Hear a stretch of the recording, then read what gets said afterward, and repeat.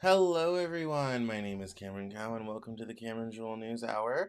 This is my second live today. I earlier today was speaking with Zol Al-Habibi about the situation in Iran and the Iranian diaspora resistance movement and what things are like on the ground and what they're doing to try to overthrow the regime. If you missed that live, if you're on YouTube, Twitch, places like that, it's posted. It's the most recent video. I highly encourage you to go take a look. It's very exciting.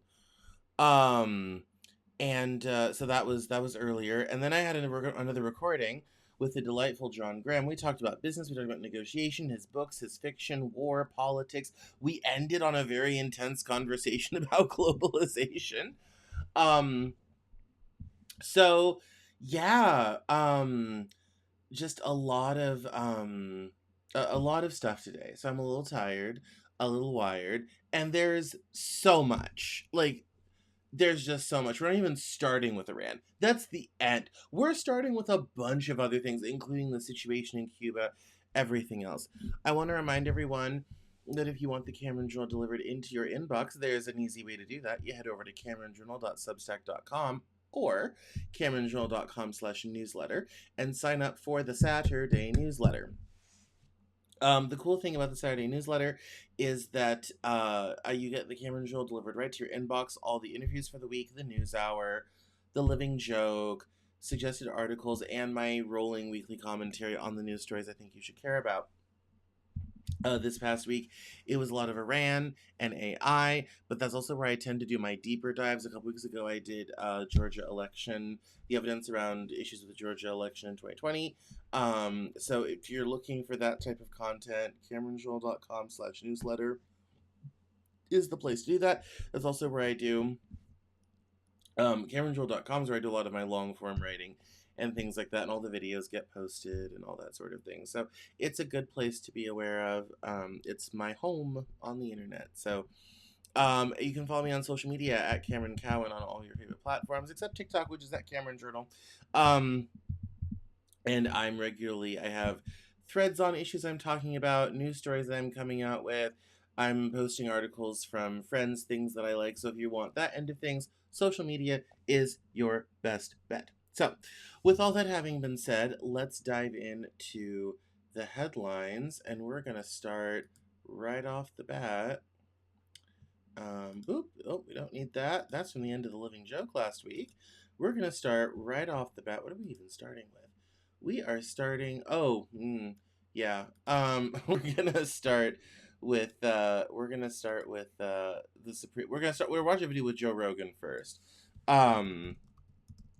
And we're going to call this segment Joe Rogan Regrets. But we're also going to get into the SCOTUS situation here quite shortly. So, because the Supreme Court has done some interesting things as of late. So let's get into it, because like I said, there's just so much going on. So, there's a new clip out from Joe Rogan who's saying nothing seems stable. Everywhere in the world seems fucked right now. In all my years, this seems the most unstable globally. And and this person's kind of like, oh, how could that have happened? Well, we all know. So let's just listen to Rogan regret for a moment. Yeah. Well, a lot of things, it's just nothing seems stable everywhere. Everywhere in the world seems fucked right now. Like this is in all of my years, this seems the most unstable globally. Yeah. Yeah. Well, a lot of things. I mean, it's, a lot of a lot of things have happened. I think guys like Joe Rogan, I mean, I don't even necessarily fault him for this stance. I think, like many Americans, he's deeply pragmatic. This isn't working, time for a change. Oh, that doesn't seem so good. Best pull back, sort of thing. Not understanding there are some lines you cross you can't come back from. And he, like me, has had a parade of people on the show, saying different things, asking open questions, all this type of thing. He obviously has a much larger platform than I do. Um, my weekly downloads, are his minute download. What I do in a week, he does in 10 minutes. But I just, it's kind of like the last like 6 months or so, he's like a lot of these guys have been a little, oh, I guess this wasn't such a good idea, and it's like, yeah, people said that, but you wanted to try it anyway. You wanted to go down this road anyway. You wanted to see what this could be anyway. And now you're kind of like, oh, everything seems unstable. Like, it seems like it's like, yeah, and some of this stuff would have happened regardless of who you voted for in 2024. But especially with someone of his size, you can't not deny his influence on all of this because of the platform that he has. But honestly, on the other half of that coin is congratulations, the median American voter. I mean, seriously, congratulations, the median American voter, because that's, I think, where a lot of people are at, to be kind of like, oh, things are getting a little out of hand, and I think this is why, like, the standard, like, the clarion call, even as early as the midterms, and certainly by 2028, will be for, people be kind of like, oh, well, I hope the Democrats can come in and fix this stuff and all this, all this type of thing. Um, and it was funny because someone said the other day, it's like, I really feel, I'm a social liberal and a fiscal conservative. And I said, yeah, congratulations, you're the American voter. Those things don't go together, by the way. You can't be fiscally conservative and socially liberal. It's not possible. If you want to be socially liberal, you have to be fiscally liberal too. And that's why I think people struggle with getting what they want out of politics, because they want things that don't go together. Like, they're looking for okay, everyone does what they want, and there's these social issues, but those social people never ask for any rights or any programs or flex their political power in any way. They certainly don't cost us any money. I don't want to, it's like, trans people can exist, but I don't want to give them money, something like, people want things that don't go together. And the socially liberal fiscal conservative one, which is literally the median American voter, is not possible.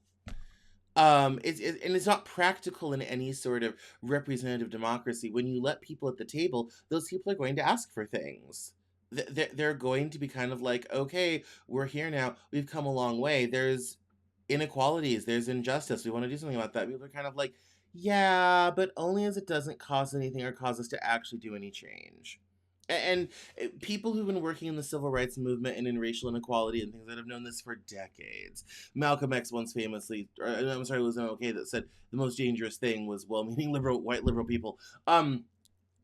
This is the same thing. And so when someone like Rogan comes along and is like, oh, nothing seems stable, everything seems weird, this is the most unstable, all this stuff, it's like, yeah. And people told you what would happen. I don't. It's hard to feel good about the Rogan regret when it's like, it's not like you weren't told. It's not like people didn't say things. And I get where he's coming from. Listen, I'm not the biggest fan of the Democratic Party or who they've been running for the last several cycles. When Biden was announced, I'm like, oh God, they're gonna make me vote for Joe Biden. Ugh.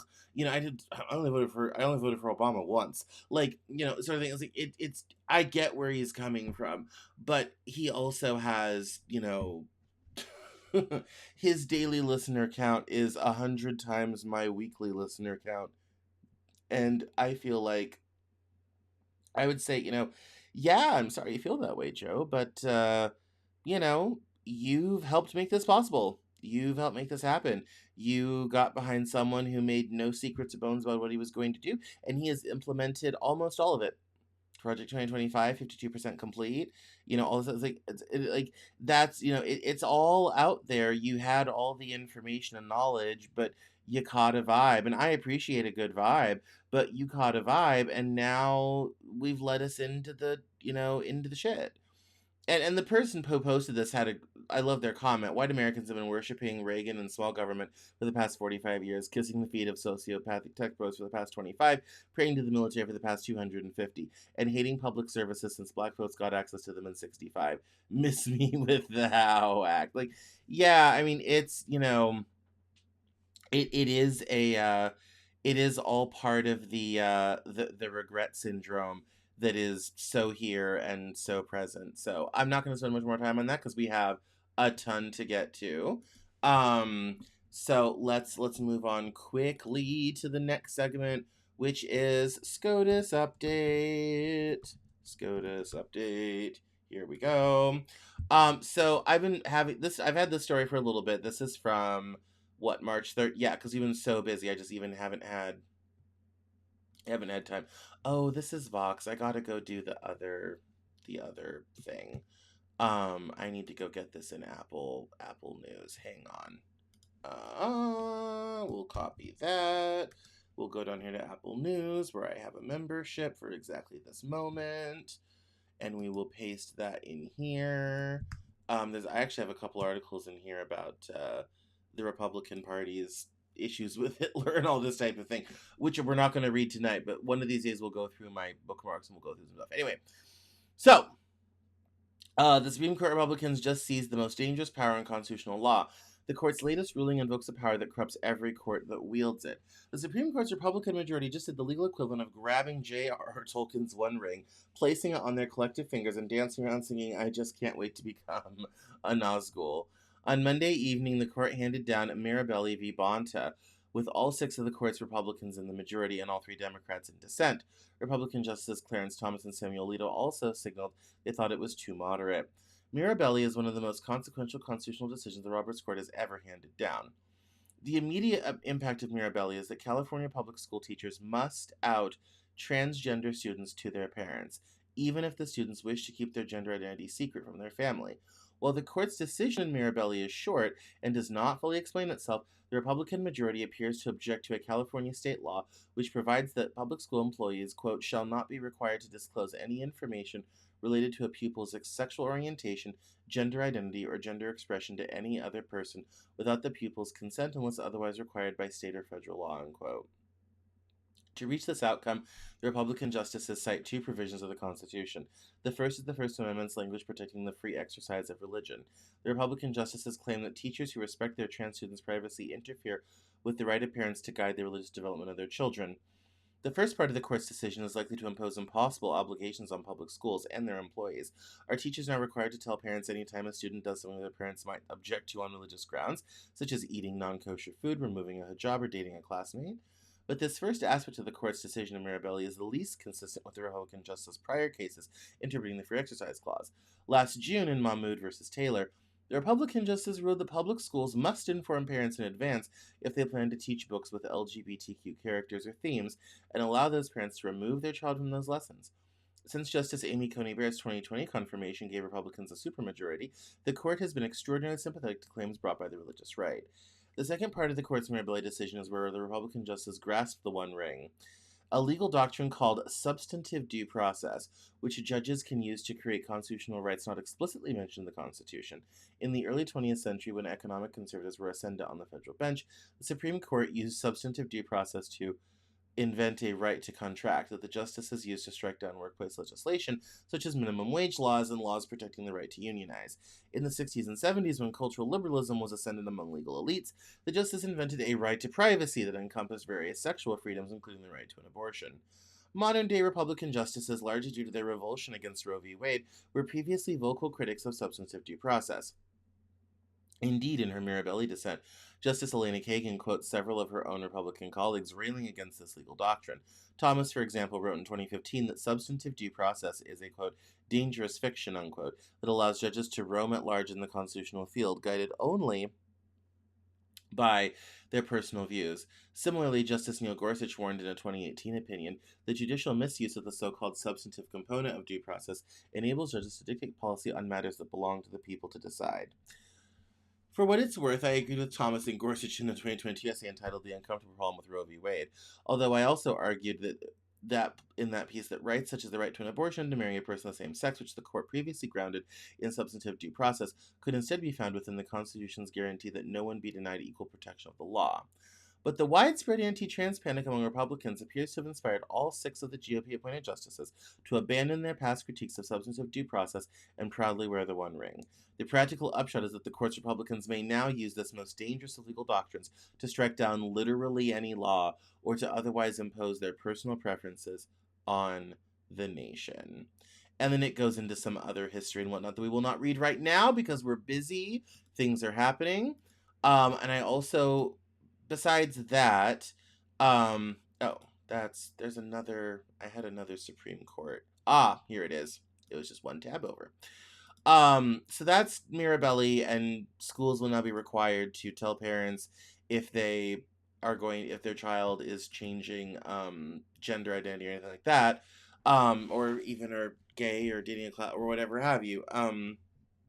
It removes that California law and now makes a new legal rule. I imagine there will be further lawsuits at the lower level of parents suing school districts if they don't report, all this sort of thing. Speaking of SCOTUS news, though, the Supreme Court declined to hear a dispute over copyrights for AI-generated material. It says here, the U.S. Supreme Court declined on Monday to take up the issue of whether art generated by artificial intelligence can be copyrighted under U.S. law, turning away a case involving a computer scientist from Missouri who was denied a copyright for a piece of visual art made by his AI system. Plaintiff Stephen Thaler had appeared to the justice after lower courts upheld a U.S. Copyright Office decision that the AI-crafted visual art at issue was in the case was ineligible for copyright protection because it did not have a human creator. Thaler, of course, of St. Charles, Missouri, applied for a federal copyright registration in 2018 covering, quote, a recent entrance to paradise of visual art he said his AI technology, Dabus, created. The image shows train tracks entering a portal surrounded by what appears to be a green and purple plant imagery. The Copyright Office rejected his application in 2022, finding that creative works must have human authors to be eligible to receive a copyright. U.S. President Donald Trump's administration had urged the Supreme Court not to hear Thaler's appeal.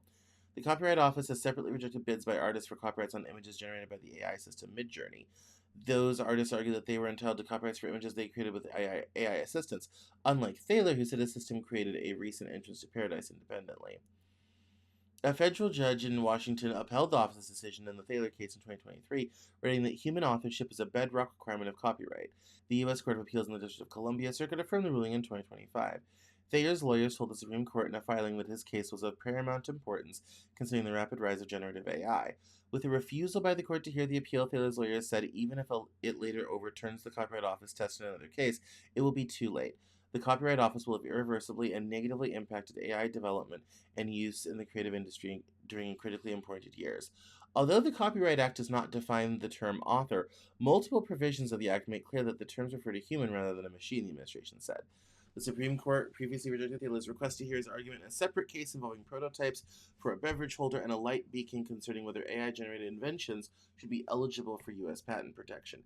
His patent applications were rejected by the U.S. Patent and Trademark Office on similar grounds.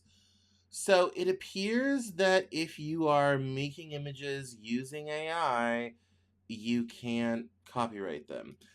Now, I wonder, as someone who also works in book publishing, where AI for covers and images and things like that is becoming industry standard, I wonder if that also applies. I think it does. I think it really says, if you are using AI to make stuff that can't be copyrighted, it can be used by someone else, in the same way, which, if you're in a business where you're creating, exclusive content for products using AI and you're concerned about the copyright protection, you're out of luck. So, before we move on, we're going to stop by have a psychology minute, and we're going to talk about The psychology of the far right.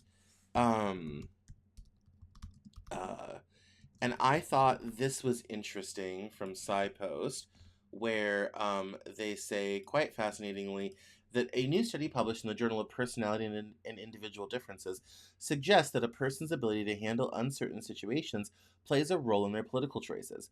The research provides evidence that people who struggle with ambiguity tend to favor rigid ideologies, which in turn increases their likelihood of supporting radical right political parties. These findings highlight how basic psychological responses to an increasingly complex world can shape broader political movements. Past research hints that broad personality traits influence voting behavior, but the exact pathway has remained somewhat unclear.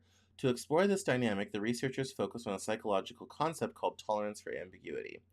Tolerance for ambiguity refers to how well a person can process complex, contradicting, or unfamiliar information without feeling threatened. People with a high tolerance for ambiguity generally accept that the world is messy and complicated. Those with a low tolerance for ambiguity tend to prefer black and white thinking, seeking out clear rules and simple answers. The scientists propose that this specific psychological trait acts as a bridge between foundational personality traits and political ideology. This study was inspired by both a theoretical gap and real world developments. While previous research suggested that personality traits are indirectly related to support for radical right parties, the psychological mechanism behind this link remained unclear, said study authors Almut Litz, a research associate at the German Center for Integration and Migration Research, and a doctoral candidate at Goethe University in Frankfurt, and Sabrina Jasmine Mayer, a political sociology professor at the University of Bamberg. Quote, we aim to address this by proposing tolerance for ambiguity as a mediating factor. At the same time, the rise of the radical right parties, such as the Alternative for Germany, AfD, highlights the societal importance of understanding how people cope with uncertainty in complex social and political contexts. They based their work on the psychological entropy theory. This scientific theory suggests that human personality is deeply shaped by how individuals manage uncertainty and the anxiety it brings. According to this framework, an unpredictable world creates a sense of psychological disorder. People are motivated to reduce this disorder to feel secure. The researchers hypothesize that individuals who are less tolerant of ambiguity develop a strong need for certainty. This desire for clarity might make right wing authoritarianism, anti immigrant sentiments, and populist attitudes highly appealing to them. Right wing authoritarianism is an ideological stance characterized by strict obedience to institutional authorities, aggressive feelings towards those who break social norms, and a strong preference for conventional morals. Populist attitudes involve a specific worldview that favors popular sovereignty and sees society as divided into two warring groups. I didn't need a study to tell you this. I'm so glad we have it, but I didn't need a study to say this. Yes, the reason why, and this is the same thing that happens, in college a lot. People are like, colleges are indoctrinating our kids. No, your kids finally met someone that was outside of the bubble of the people that you had them around, or your neighborhood, or your school. They're meeting people from different backgrounds, and their minds are young and flexible, and they're realizing the world is bigger and more complicated than what you set them up for, and they're now adding that into their thinking and their perspective. The military oftentimes has a similar effect, because it's people from diverse locations, diverse backgrounds, with diverse opinions. A lot of people, and this gets even into like The Big Sort, which is an interview I did 10 years ago now, where this guy said, no, like, we're literally physically, Democrats and Republicans, and this is before Trump, Democrats and Republicans are physically moving away from each other. Like, actually, we do not live in the same locations. And he said, yeah, and he's like, it can be as little as people driving around a neighborhood, and it's not even an overt thing. It can just be the vibes don't feel right, and they go to the next house where things feel right. And so people tend to live and create situations in which they're the most comfortable, people are the most similar, whatever have you, and they raise their kids in that environment. Then when the kids go out and discover a whole world outside of that bubble, which definitely was me because I grew up very sheltered, outside of that bubble, then all of a sudden their opinions and views change, and people are kind of like, oh my god, what's happened to my kids? Nothing. They saw the world. They learned about the world, they expanded their minds, and that's why, and again, if the non-college educated, are tending to vote more Republican now because it offers easy solutions to a complicated world. It really is that simple. It's easy solutions to a complicated world, and someone like Trump, it's in the language of Trump. Only I can fix it. Remember that? psychological need for certainty. They say it out loud. We didn't need a study to know this, but I thought I would read it and mention it because it explains a great deal of why we get to where we get. But I also agree, I saw a clip from Mark Maron last night. He said, progressives have got to do something. We have got to be like friendly, cool people again. We have spent the last decade becoming the biggest, loudest killjoys and just annoying everybody as no wonder they don't want to vote for us. That's a whole separate problem. But that psychological need for certainty is a big factor in this whole conversation. All right. Let's move on. Oh, yes. The Doge situation. Okay. I actually want to read this one. Yes, I want to read this one first. So, let me change my graphic. So, there's a legal case against the Doge people right now, and there was a deposition. And the videos of the depositions have come out, and it's quite sad. So let me go through this first. So, this person said Doge collapsed because it was built on the false assumption that waste is a bug in the political system, which is meant to govern the country efficiently. Waste is actually the purpose of the political system, and governing the country efficiently is an unintentional bug that the system is busy fixing. Political systems just collect more and more and more parasites over time. Eventually, almost everyone is a parasite in some way, and the only people trying to use the system honestly are getting crushed under the weight of a billion parasites. Elon looked inside all the databases and systems and realized how bad things already were and gave up on fixing politics and is now fully focused on AI, which I think is the correct move. I am yeah. This is all wrong, but this is the attitude. If you want to understand why people cared about Doge, this is the attitude. It's all waste. I hear this now. It's waste. It's corrupt. We have so much all this type of thing. Social programs, because there's so much oversight, tend to be some of the most efficient programs. I said at the time, if Doge wants to find waste, they need to go to 2 locations: Medicare and Defense. Pentagon can't pass an audit. Haven't in a decade. There's $100 billion of Medicare fraud that we know of. Doesn't even count what we don't know, that we know of. If you want to go find waste and inefficiencies, those are the places to go. Doge never went there, because that wasn't Doge's point.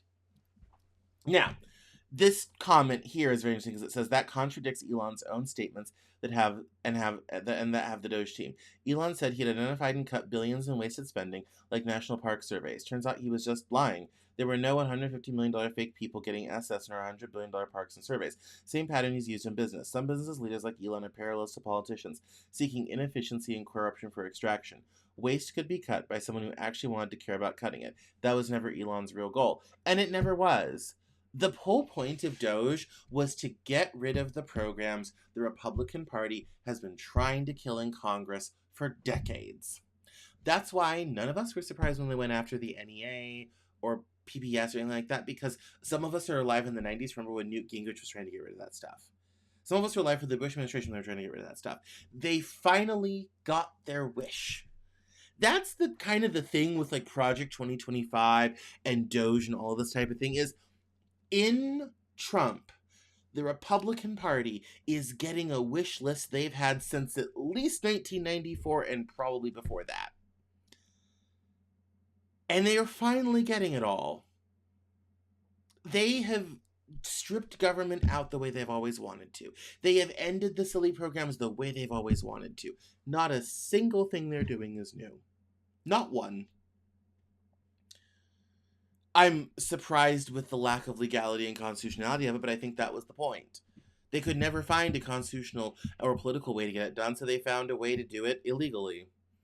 And that was the actual point of Doge. Now, with all of that in mind, let's watch this clip. Just watch. You don't regret that people might have lost important income to support their lives? No.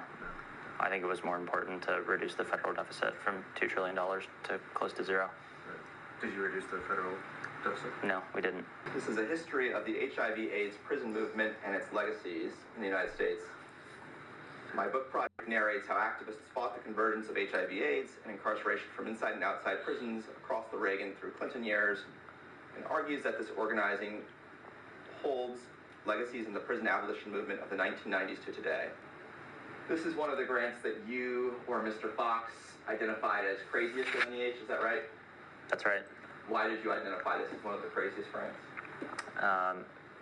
Because it references feminist and queer insights into prison abolition and LGBTQ studies. Any other reasons? No. Examining military service from the margins, the complicated service discussion series will bring together veterans and community members to examine the experiences of service members who identify themselves as female, Black, Native American, LGBTQ, or an immigrant, the dynamics, reasoning, and strength behind serving a country that does not always serve you in return. Did I read that correctly? Yes.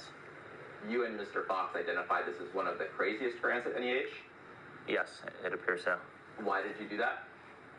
Because it explicitly says LGBTQ. Do you have any history in, like, let's say, scholarly peer review? No. Okay. So, but this judgment call was made by you and your personal judgment combined with Justin's personal judgment to cancel grants based on DEI. Yes. Okay. Do you think it's inappropriate in any way that someone in their 20s with no experience with grants or federal government was making personal judgment calls about what grants to cancel? Objection. No, I don't think it's inappropriate. Okay. Why not? Objection. I think a person can have enough judgment from reading books and being well informed outside of traditional experience to make judgment calls about obvious things like a grant that literally lists DEI in its description to know whether it violates an executive order. I'm sorry. I'm saying books because you said books. What books would you have read that would have informed your opinion on what grants to cancel based on DEI or There were no books.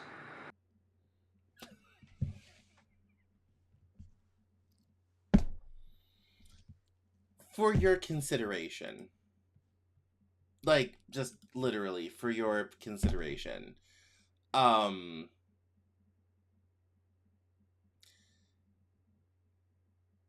This team of people gutted programs throughout the federal government, grants throughout the federal government. They have wrecked lives, they have wrecked careers, they have wrecked agencies, they have set research back, and that's just the low-hanging humanities stuff. We'll not get into NIH and the setbacks in Alzheimer's research, cancer research, all this type of thing. I mean, this was the attitude. And with AI, they were just looking through the titles. They didn't even read the grant, look at any of the metrics for why the grant was given out, what the grant procedures were. No. They didn't do any of that. Nothing. They looked at the title, they saw ideological stuff they didn't like, and it was cut. Now, I'm sure my audience will have multiple thoughts about that, and many of you will say, thank God they did it, that was a good thing. To which I would say, okay, fair enough. I don't agree, but I'll tell you why. There are lots of things in a society as large and diverse as ours that are worth funding and worth doing that may not necessarily apply to you. But that doesn't mean it's not worth doing or isn't important to the communities involved. Remember earlier how I said you can't be socially liberal and fiscally conservative? Those two things don't actually go together, which is part of the reason why our politics are broken. People want a society that literally isn't possible. And this is an example of, if you put a lot of the stuff to the American people, a lot of people would say, oh, that's pointless, that's stupid, why on earth are we paying for this? Oh, my tax dollars at work, all this type of thing. And I would say, okay, yeah, for you, this doesn't matter, but for the communities who took the time to apply to the grant, meet the requirements, and put that together, it was everything. It's how culture gets preserved. It's how our society continues to continue. Believe it or not, unfortunately, this stuff matters. And you cannot replace all of this with private donation and charity. There's not enough of it. And you know how I know? Because we used to have that before World War II. Of all the things they did during the New Deal, which was not just the TVA and not just the Hoover Dam or the WPA projects or anything else, it was the art. The murals that got painted. Dorothea Lange got paid to go take photographs. There was wonderful art created, paid for by the federal government as a way to employ photographers, artists, mural painters, all this type of thing, so that not only were we developing our country, but we also made it beautiful. And so when we fund these things, our society becomes richer, deeper, and better over time. And the wonderful thing is we've gotten to live in the legacy of people who did great and wonderful and amazing things until people decided, and it became a polarized issue. Now, I laugh that, I was doing some pretty extraordinary things when I was 24 years old. By the time I was 24 years old, I already had a master's degree in international relations. I'd already completed undergrad degree. I'd already worked in state government. I had already ran and left a magazine by that time. By the time I was 24, I was in the middle of running another magazine, and I had already produced a major theater show. On top of a career in music, a career in stand-up comedy, being a working gig musician, having been a freelancer, having worked in marketing. I had done a lot by the time I was 24 years old. But I guarantee you, no one should have put me in charge of making decisions about grants based upon words and titles and keywords. And I don't care where you are politically aligned on all of that. That was just simply a very dangerous idea. But that loops back to my original point. The point of Doge was never to save money. It was never to try to reduce the deficit, because they failed at it miserably. The point was to get rid of all the programs the Republican Party has been trying to get rid of for 30 years. And, in the blatant words of some people, it had a lot to do with reducing the power base of the Democratic Party. Cut off the money, cut off the funding, cut off the view, all this type of thing, and you degrade the power of the Democratic Party. It's infinite game. Infinite game. You keep doing, you keep probing, and now they're getting everything they ever wanted. Everything they ever wanted. Everything. Which gets us into Iran, which we're not going to talk about yet, but hang on with that. So, that's the downfall of Doge and all this other thing. These videos are around. All this sort of thing. It's and that, the videos are around if you want to go watch more of them. It's pretty galling to see, honestly. Like, your grant was eliminated by someone born in 2001. That's just depressing. Anyway. We'll let this one go. Yes, GitHub and AI. This is good. I can tell we're not going to get to all these stories tonight. Although I might have to get into Iran, because how could we not? Anyway, so apparently we have a little bit of a problem. It's an Ars Technica article. We'll bounce into that quickly. A supply chain attack using invisible code hits GitHub, excuse me, and other repositories.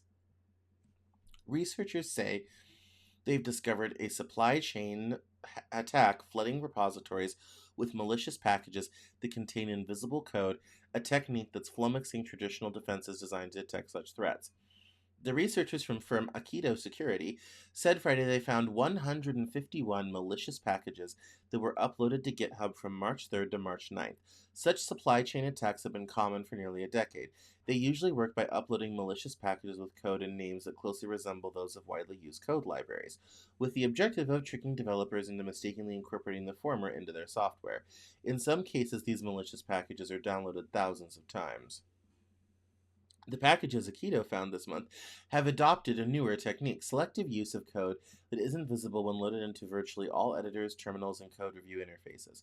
While most of the code appears in normal readable form, malicious functions and payloads, the usual telltale signs of malice, are rendered in Unicode characters that are invisible to the human eye. The tactic, which Aikido said it first spotted last year, makes manual code reviews and other traditional defenses nearly useless. Other repositories hit in these attacks include NPM and OpenVSX. The malicious packages are even harder to detect because of the high quality of their visible portions. The malicious injections don't arrive in obviously suspicious commits, Aikido's researchers wrote. The surrounding changes are realistic: documentation tweaks, version bumps, small reflectors, and bug fixes that are stylistically consistent with each target project. The researchers suspect that Glassworm, the name they assigned to the attack group, is using LLMs to generate these convincingly legitimate appearing packages. At the scale we're now seeing, manual crafting of 151 plus bespoke code changes across different code bases simply isn't feasible, they explained. Fellow security firm KOI, which has also been tracking the same group, said it too suspects the group is using AI. The invisible code is rendered with private use areas, sometimes called private use access, which are ranges in the Unicode specification for special characters reserved for private use in defining emojis, flags, and other symbols. Oh, good lord, that's too technical. Let's move on quickly. So, and here's a demonstration of it. So, yeah, that you can't, see what is happening. It says the back tick string passed to SF looks empty in every viewer, but it's packed with invisible characters that, once decoded, produce a full malicious payload. In past incidents, that decoded payload fetched and executed a second stage script using Solana as a delivery channel capable of stealing tokens, credentials, and secrets. So I thought that was an interesting, speaking of wars and lines of attack, I thought it was an interesting thing to be going on in light of everything else that is happening. There's also not a really good way to defend against that, which I think is probably the worst part of all. And considering how, and this is the dirty secret of tech, everyone uses all these GitHub repositories and libraries all the time. And the reality is, once that well gets poisoned, a lot of stuff, I'm not even joking, a lot of stuff will stop working. Like, this stuff is more delicate and fragile than we think, and people forget that. Oh yes. We'll Oh, Trump and his friends in the media. So, Trump is unhappy about the war coverage around Iran, and this weekend, he said in a Truth Social post that anyone who does not cover the war positively should face charges of treason. Says here, the 79-year-old president posted a nearly 400-word Truth Social rant on Sunday, slamming Iran for feeding, quote, the very appreciative fake news media in the U.S. and even resorting to AI to spread false information. The president claimed Iran had circulated images of phony kamikaze boats shooting at various ships at sea, and that while they looked wonderful, powerful, and vicious, he added that these boats don't exist. Repeating his claim that the U.S. had defeated Iran's military and slamming the Wall Street Journal for false reporting, Trump took his anger to new heights. The Journal on Sunday covered an Iranian attack on a Saudi airbase in which it said 5 U.S. military refueling planes were hit and damaged. Trump suggested that the Journal's story was false and that Iran was spreading fake news through AI. He said 4 of the aircraft were still in service, with the exception of one, which will soon be flying the skies. The Daily Beast contacted the Wall Street Journal for comment. He then blasted Iran, which, quote, working in close coordination with the fake news media, spread a fake image of USS Abraham Lincoln aircraft carrier, quote, burning uncontrollably in the ocean. Trump said that it was not burning and also had not been shot at. The video was fact-checked last week by AFP, which concluded it was made using AI. Trump went on, the story was knowingly fake, and in a certain way you can say that those media outlets that generated it should be brought up on charges of treason for dissemination of false information. Treason is considered one of the most severe crimes in U.S. federal law. Anyone owing allegiance to America who goes to war against them or aids or comforts their enemies can be subject to the death penalty or imprisoned for a minimum of 5 years. In a gaggle on Air Force One on Sunday, Trump lashed reporters over coverage of his war, while also saying he was not ready to declare an end to the conflict. And then he went on, it goes on to the coverage and all this sort of thing. So, The president also took swings at a reporter from ABC, calling them one of the most corrupt news organizations on the planet before refusing to take any more questions from the outlet. When a female reporter asked Trump why the U.S. is sending 5,000 Marines and sailors, the president shot back, "You're a very obnoxious person," he said, and took a different question from a male reporter. Trump has forum for being rude to female journalists, last year snapping quiet picky at one journalist. As part of his rambling Truth Social rant about the media, Trump also praised his FCC henchman Brendan Carr, who has already been threatening to revoke broadcasting licenses of networks he feels are not covering the Iran war in a way that, quote, meets public interest, unquote. Which, if you were subscribed to my newsletter, you would have read about on Saturday. And so it goes into the Brendan Carr tweet. And the president also replied and said they get billions of dollars of free American airwaves and use it to perpetuate lies, both in news and almost all of their shows, including the late night morons who get gigantic salaries for horrible ratings and never get, as I used to say in The Apprentice, fired, the president wrote. Trump, I always laugh because Trump loves the media so much, and they have enabled him on every level, and it's never enough. The coverage is never nice enough. It's never fawning enough. They never talk about him enough. His desire for attention knows no end. And it's funny when he goes and openly attacks them. But the thing to remember about Trump is he enjoys conflict. Back and forth. Someone pressing up against someone else. He does not want people working in the same direction for the same goal. He wants that push. And he does the same thing.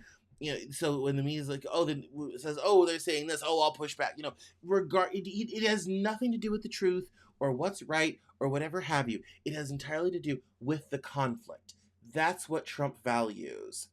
And it's a matter of who's going to push back the most, who can do the most, all this everything. That's what Trump wants, because Trump ultimately only respects the strong, which does not include him. Yes, let's talk Israel. So, this whole situation in Israel is getting very interesting, and I will tell you why. So, let's start here, actually, before we talk about collapsing public opinion. So, I loved this piece because, one, it includes a great piece from the Newsweek, which we're not going to read, but the links are here. But the thing I love is that it actually is a post that actually has some sources, like what I do. So, it says here, I've seen several claims over the past 2 weeks that the United States needs Israel because it provides the U.S. with critically needed intelligence. That is incorrect. It also ignores Israeli espionage inside the United States. A brief overview of both. First, the intelligence Israel provides Washington pertains to actors in conflicts only relevant to the United States because of the special relationship. The intelligence provided is on Israel's adversaries. If Israel perceives them as threatening, it behooves Israel to provide the United States with this intelligence. They do not need American political, economic, or security incentives to do so. Moreover, this intelligence is often alarmist and politically motivated to push the United States towards confronting Israel's enemies. Washington maintains a global intelligence apparatus more than capable of surveilling America's adversaries, that is real. Second, and this is the important part, there is a long history of Israeli espionage, both inside the United States and targeting Americans abroad.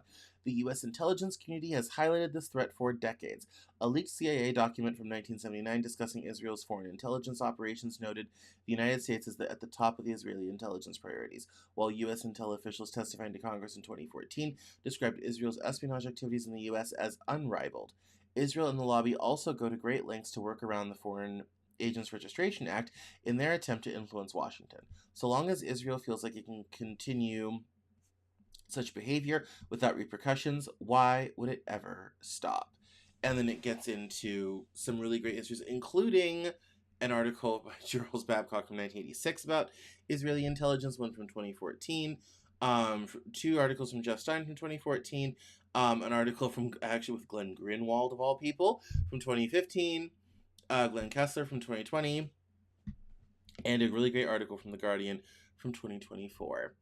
Now, bearing in mind that we are very helpful to Israel much less so to us, and they love to spy on us, let's then talk about public opinion. There's been a new shift, according to a new poll from NBC News. And it says here, in the Middle East situation, are your sympathies more with the Israelis or with the Palestinians? In 2013, it was 45%. In 2026, it's 40%. Palestinians are up from 13 to 39%. Democrats, Palestinians at 67% to 8 up from 18%. Independents is up 37% from 10% just 13 years ago. And Republicans, it has gone up less crazy, but for Republicans, it's gone from 8% in 2013 to 13%. In terms of public opinion, Israel is, there's no better way to put it, bleeding Democrats and independents. And overall, they're barely hanging on to a majority they once commanded, which is their overall number. Obviously, Democrat positions have shifted, independents have shifted away, and it's not even close. And then overall, they are clinging to the pool on a lead. Over here we have views of Israel shifted negative, especially among Democrats and independents. So positive views overall are somewhat split. Positive 32, neutral, don't know, not sure 30, negative 39. So your negative is up. Sure. Back in 2023, that was much less stark. Negative was only 24, neutral 30, positive 47. That's a pretty nasty fall in 3 years. For people who identify as Democrats, it's a complete collapse of views on Israel. You're up to 57% negative, 30% neutral, 13% positive. Independents, a similar collapse. 22% negative back in 2023, 46% here. Republicans are the only place you're still doing well. Now, bear that in mind in what influence Israel may or may not have in elections. If Israel knows if a Democrat gets back in, they're screwed, what lengths do you think they will go to make sure Republicans stay in power? I'm not saying anything. It's all conjecture, just food for thought. However, I also wanted to highlight things are not going so well even inside Israel. And there's been some videos of protests. There was an attack at a government building. Netanyahu has not been seen for weeks. That's been on social media today. I'm sure you've heard about it. And also the crazy AI video that Israel released that Iran responded to. This message from Rabbi David Mivaser is interesting, and this is translated from Hebrew, and I've been wanting to read it for a couple weeks, and so we're coming up to the top of the hour and we haven't even got to Iran yet, but we'll read some of it. Let me clear some tabs here. It hurts me so much to admit this as an Israeli, a Jew, and a Zionist, but recent times have made me understand more and more how the Holocaust happened. There is racism in the state of Israel, and a lot of it. It has been radicalized in recent times, both in light of brutal Muslim terrorism and in light of a racist and fascist government and a media that normalizes it. But there is racism and there is racism, and there is one part of society, call them the Messianics, the extremist settlers, the Hill Boys, who are not fundamentally different from the Nazis. They are joined by a small part of the racists who do not necessarily belong to this group, but who are violent, cruel, and find their place among the Messianics. The state of Israel does not have a directive to murder Arabs, but there are elements in the government who, at the very least, wink at indiscriminate murder, violent expulsion, and extermination. The truth is, it's not just a wink. It's in the budgets and infrastructure for farms in Judea and Samaria. It's in the threat to law enforcement agencies who dare to investigate war criminals. It's in a member of the Knesset who visits the prison of a terrorist who murdered a baby and calls him a righteous man. It's in the head of her party who admires a mass murderer, and its two entire parties in the coalition that represent this moral abomination, along with a not small part of the ruling party. So even without an official policy and order, it's clear today that there are large parts of the government that support atrocities. And when the murderers, pogromists, and rapists go unpunished and even receive public support from elected officials, that is indeed a de facto policy. And most of the people are silent. The news hardly talks about it. If it does, the report is distorted. 2 Palestinians killed in clashes with settlers. Confrontation 2 meters outside the house of Palestinians who went out into the yard and got shot in the head by Judeo-Nazis. And if you talk about it with liberal friends, they don't believe it, or they continue with the lie, with this lie of weeds that you don't know what really happened there. And when would they pay attention? There was a real war in Gaza, so it's easy for people to tell themselves that there were no war crimes and that everything was in the framework of the fighting. In fact, there were crimes committed by a minority of soldiers, but the perpetrators, including murderers, were not punished. And in Judea and Samaria, what's the excuse? Settlers come to villages and shoot people in the head and no one cares. And if there were 100 murderers a week, would anyone care? 1,000? 10,000? Would the majority ever put an end to it? I'm pretty sure the answer is no. It simply doesn't interest the majority of the public here, and it makes me to think there's no scope of atrocities that would interest the majority. The average Nazi was a person who ignored atrocities, not who committed them. The execution was of the preserve of a few, and we are not there, but we are on a steep and dangerous slope. In the end, a child who takes a bullet to the head in Gaza, or an old man whose legs are broken by violent settlers in the southern Hebron Hills, doesn't care that it is on a much smaller scale than the Holocaust, and we shouldn't care either. We should oppose such behavior with all our might and denounce the Judeo-Nazis within us, and we simply don't do that. And a final comment in conclusion about the contempt for the Holocaust. Comparisons are forbidden. I don't even know what that word is. That's probably a very kind of local word. Magaletus will cry out, and the truth is the opposite. Comparisons are necessary, and the lessons of the past are necessary, and processes must be identified at stages when disasters can still be prevented. Nothing devalues the memory of the Holocaust more than indifference to the murder of innocents. Nothing humiliates the victims of the Holocaust more than their descendants, who are not interested in their own people murdering others on the basis of racial ideology. The state of Israel must be reformed, and reform must begin with acknowledging reality. Reality, unfortunately, is harsh. I've been saying this since college. I've been calling Israel an apartheid state for years, and I'm glad other people, even Zionist Jews, are, saying it, reposting it. This was originally written by Michael Maher. It was reposted by Rabbi David Misvasier. And I'm glad people are finally saying it. I'm glad it's finally coming out, and people are finally realizing what the problem is. And now that apartheid state has caused a war that may cause global starvation because we can't get fertilizer through the Strait of Hormuz and the ingredients for it, who may have caused us the worst crisis since the oil embargo. And they're not done. They're not done. Haunting times.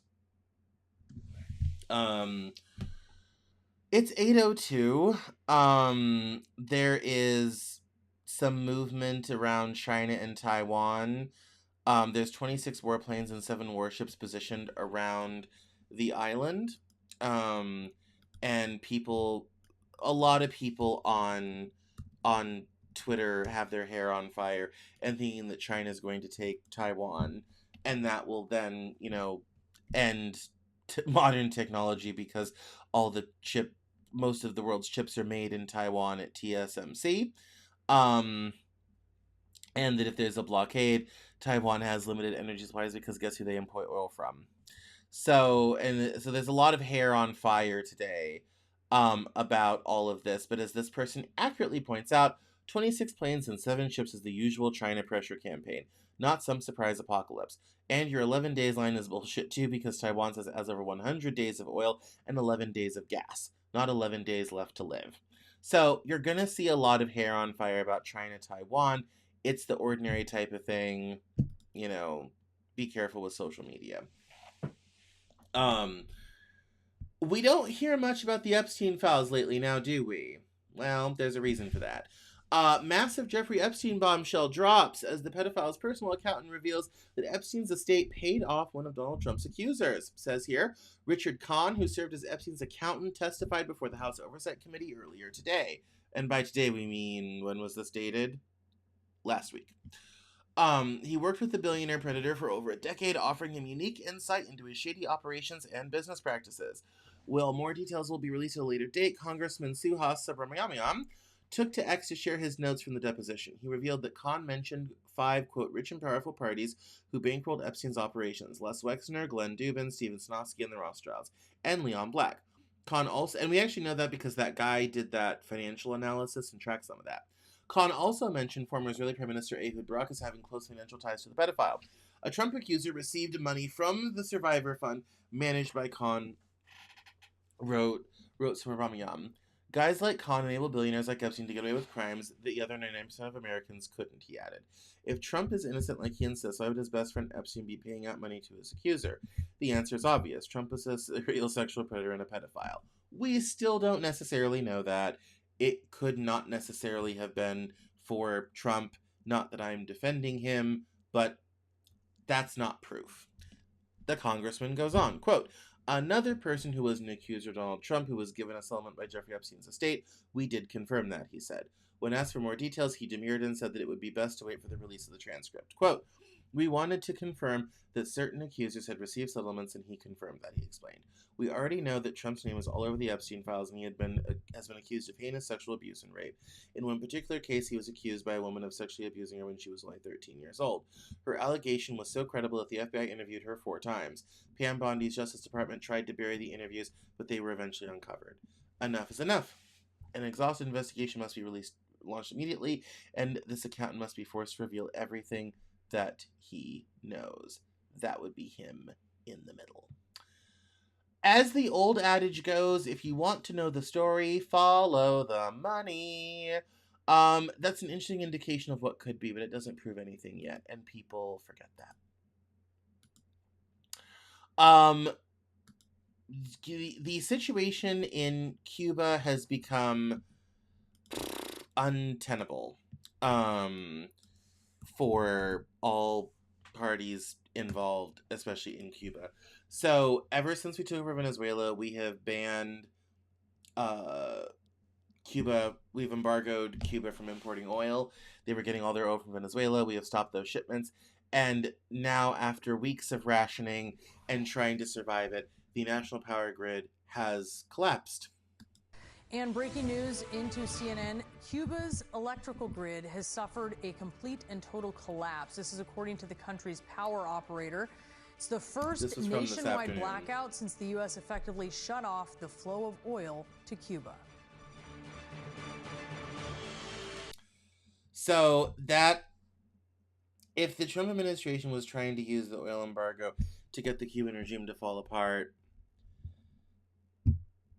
I don't know that they're going to be successful about that. But this is certainly part of it. I did see footage over the weekend. There were people who were protesting and attacking Communist Party offices. It appears that Trump is trying to go for regime change in multiple places. With Cuba, it's oil. With Iran, it's bombs. I guarantee the first person who will take advantage of regime change in Cuba is Marco Rubio. He's Cuban.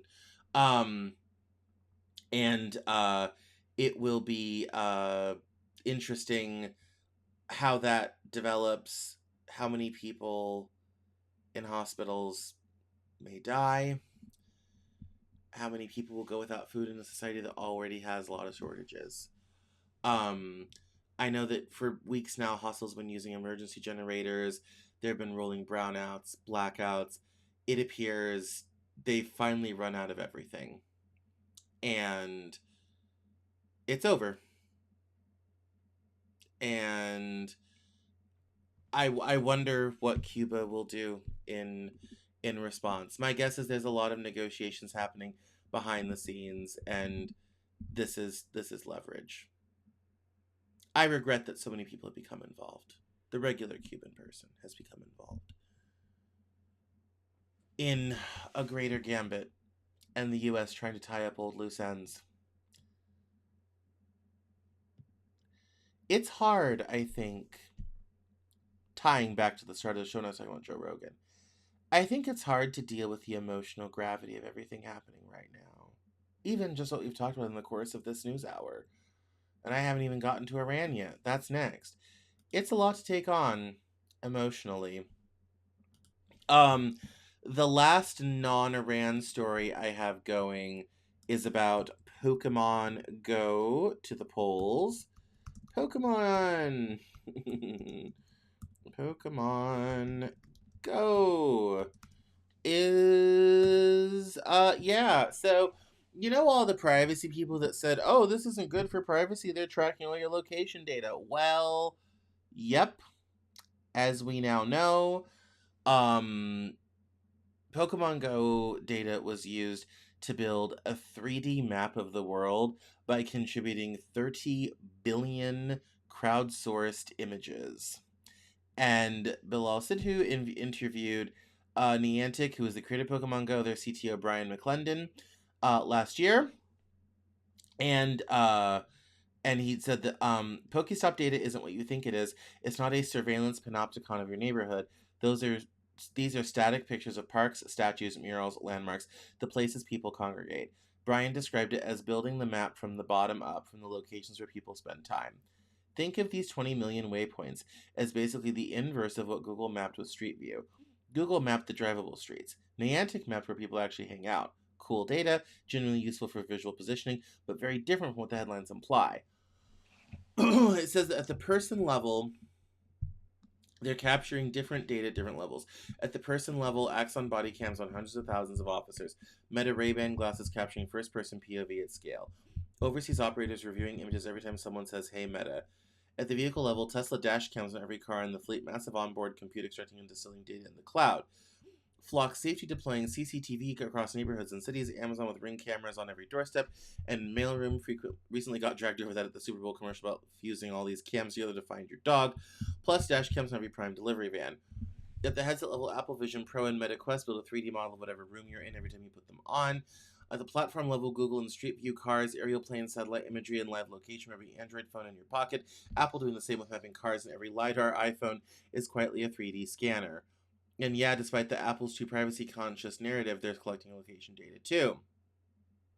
Fused together, we have everything from body cam to dash cam to doorbell to phone to satellite. Every layer of physical reality is being mapped by somebody right now. Different sensors, different angles, different purposes, same pattern. The interesting part is how they incentivize it. Google spends billions, Mapillary tried altruism, Hive Mapper grinds with crypto, Pokemon Go cracked something none of them could. A game mechanic that subsidizes the scanning behavior. You're not building a map, you're catching Pokemon. The map is just a side effect. 3D scanning is still a niche hobby for reality capture nerds like the person writing this. The moment somebody gamifies dense 3D capture at scale, not post photos but actual geometry, that's when this blows wide open. Niantic sold the games for $3.5 billion, but kept the spatial platform with the data sharing agreement in place. One team makes the game great, the other builds the spatial infrastructure underneath. Incentives finally aligned. And that is it was reminding me of back in the early 2010s. There were these apps like Foursquare. Facebook had a version of it where every time you go out to see your friends or someone's house, whatever have you, you drop a check-in. Oh, hey, I'm here. Oh, hey, I'm there. As it turns out, I never actually wrote about this, but I was playing an article about, like, everyone's kind of forgotten about Foursquare. I was doing local business marketing at the time. It was absolutely essential for social sharing and growing your business. So doing it when I worked at the magazine, worked in nightlife, everywhere we went, we'd drop on Foursquare, drop our location, all this type of thing, to get people to show up and be aware of what we were doing. And as it turns out, all of that data is being used to basically construct these 3D AI-powered models of the world, of businesses, buildings, their layouts, all this type of thing. That's also part of this. All of this data that's been collected over the past 15 years is now being aggregated into one giant digital construct of the world. Who controls that is going to be the most powerful person or organization in the world. Mark it. March 16th, 2026. Whoever controls this massive amount of digital data is going to be the most powerful person or organization in the world.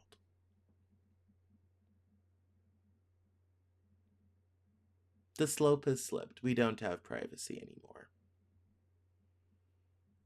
There is not anywhere you can go on this planet that has not been mapped, cataloged, marked, and so on by something, somewhere. It's the Hollywood dystopia that we've been told about for years and years is about to be here. and there's no resistance. And almost no one knows. And now we finally get to Iran. We have a very long show tonight. Which is good because my back is starting to kill me. I've been recording this is like my third show today, so. Loving this video from Bill Kristol. I might cut down some of our Iran coverage because my back is about done. But, this video from Bill Kristol is, well...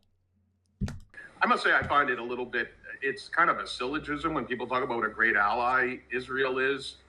It is a great ally in defense of Israel. You know, I mean, which is fine. I mean, they're entitled to put that first. You know, right? No, right. That's their great concern. And look, I mean, let's face it. At the end of the day, Iran is a much greater threat to Israel than it is to the United States. So when they say that when people say that Israel's a great ally in the fight against Iran, it's kind of like saying that South Vietnam was a great ally in the fight against North Vietnam. You know, I mean, it was, but weren't we there to defend South Vietnam? You know, so I must say I find it a little bit. Yeah, the caption mentioning the Iran war is so bad that PNAC co-founder Robert Kagan describes Israel as a strategic liability leading the U.S. into a quagmire. It's kind of like saying South Vietnam is a great ally in the fight against North Vietnam. Yeah, this is one of the first things I saw this morning, and I was kind of like, wow. The tide is already turning. This video I thought also was interesting. The Iranian foreign minister is on Ari Velshi on MS Now, talking about the bombs, the nuclear weapons, and how this war could end. And that Iran is ready to give up their nuclear material, dilute it, downblend it. And that this is a big concession. Now, I love open source intel, and I read a lot of open source intel, and I do love this account. And they seem to think that it's, you know, that this is a big concession. I don't necessarily know that it is, but we'll hear what he has to say. I never said that we are going to make bombs. I said that we have 440 kilos of 60% enriched material, and that was not a secret. That is what is mentioned in the reports of the IAEA. So I said that, look, this is mentioned in the report. This, if enriched more, can be good enough for 10 bombs, as your own experts claims. So we are ready to give them away. We are ready to dilute them, to downblend them into lower degrees. And by saying that, I wanted to say that the concession that we are making is really big. But how they have interpreted that, I don't know. Maybe because the lack of enough knowledge, maybe because of their intentions to justify, as I said, the act of aggression. Sounds like they were having some connection issues, probably due to the bombing. Anyway, I thought that was an interesting aspect of the Iran situation. He's on American television saying, oh, we're willing to give up our nuclear material. I mean, for those that think Iran is losing, this isn't a great sign. Like, this isn't,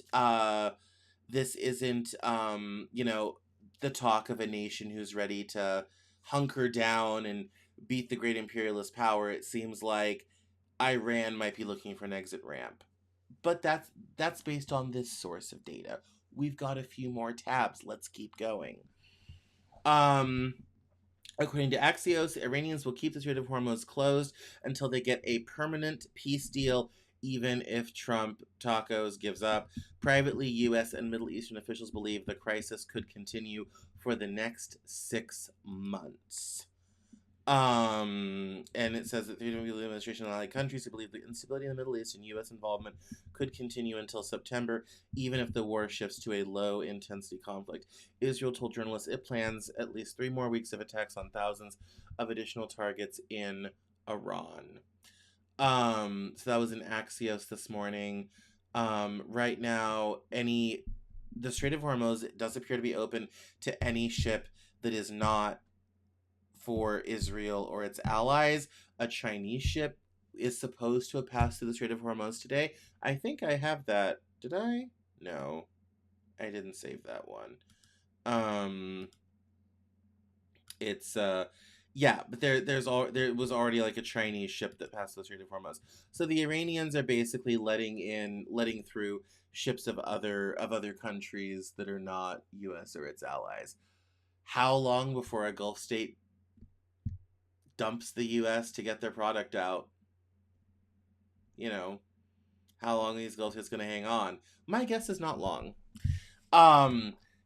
This video was this U.S. senator saying that Netanyahu waited 40 years to find an American president, quote, stupid enough and reckless enough to start a war with Iran, and expose the shifting lies and tragic murder of Iranian schoolgirls, which was the response of the United States, and we're not going to watch that whole thing. This is the analysis around the fertilizer situation. And so the short version of this is that, and this is the important part, the number that should haunt every policymaker on Earth, the yield response to nitrogen is not linear, it's quadratic. In wealthy countries that over-apply fertilizer, a 15% reduction costs maybe 3% of yield. In the global south, where farmers already apply 1/7 the global average, the same reduction pushes crops off a biophysical cliff where production does not decline, it collapses. Sri Lanka proved this in 2021. One season without synthetic fertilizer. Rice output collapsed 40%, government fell. Now multiply Sri Lanka across 30 countries simultaneously. There's already plant slowdowns and shutdowns due to lack of fuel, lack of oil. There's the amount of ingredients and fertilizers coming out of the Gulf into the Strait of Hormuz has already got most of Asia in a panic, and this is happening right as crops are going in the ground. Even in the U.S., prices could spike, costing farmers, again, millions of dollars. In fact, there's actually a bit in here about the Corn Belt. Where does it say? Might have not been in here. I've read so much stuff today that sometimes I'm like, some stuff I did save, some stuff I didn't save to just try to make this an efficient process. But the corn farmers are already potentially not planting it. Oh, here it is. While corn farmers are abandoning nitrogen-intensive planting because they cannot afford $900 per ton ammonia against $4.50 corn, while the Fed is trapped at 3% core PCE interest rates with no room to cut and food inflation about to surge through every grocery aisle in America 6 months from now. Nobody's talking about this. Which, if you go with the thing from before that says this is going to go on until September, we could have expensive food well into the next couple years. And shortages. It'll be the pandemic, but worse. And it will be global. That's not all. It gets worse. According to, I heard this over the weekend, and New York Times on Sunday said Mohammed bin Salman, the crown prince of Saudi Arabia, is urging Trump to keep striking Iran. They are moving their oil production by a pipeline to the Red Sea. The New York Times also notes that Trump has been speaking with Prime Minister Benjamin Netanyahu every day and has been on the phone with MBS as much. This was The Economist confirming that Iran strikes were incredibly accurate before the satellite images were taken down and kept secret. That the Iran knew exactly what they were doing, and how much damage they caused, including damage with THAAD radar facilities in Jordan, in Qatar, in the UAE, and that there was, Iran strikes have been effective. It says Iran didn't fire randomly. Iran fired surgically, targeting the eyes, ears, and arteries of the entire American military architecture in the region. And the moment that became undeniable from space, the satellites went dark. Trump said Iran is 100% destroyed. The 14-day blackout says they're not done yet. The images that embarrass an empire disappear. The missiles keep flying. And that was started in The Economist over the weekend. Last story, and this is how the war is spreading. Iran mass texting phones in Israel. The British Royal Navy is sending a ship. There are 40 million barrels of sanctioned crude sitting on the tankers off China's coast. And China's stockpiling while the world burns. Putin is calling for de-escalation, but while continuing to help Iran. Tucker Carlson said, if you wake up and you're living in a country that thinks it's okay to kill children and their mothers, something has gone terribly wrong. Ted Cruz responded by calling Tucker the most dangerous anti-Semite in America. There now appears to be regime changes, apparently kind of sort of off the table. And this was from this morning about the Iran war has reached a new level. Some of these things are helpful. Some of them things are a little bit sensational. There's a lot happening, and that there's obviously things are not done yet. Obviously, this conflict is not done yet, and we know that, and that's okay. But the unfortunate reality is that there's a lot going on in all of this, and there shows no end in sight, and there seems to be increasing resolve in both Toronto and Washington, D.C., which ironically is what I also said last week. So, all right, everyone, my back is killing me. I've been recording all day. I'm super hungry. Time to go. I'm having some lovely potato soup this evening.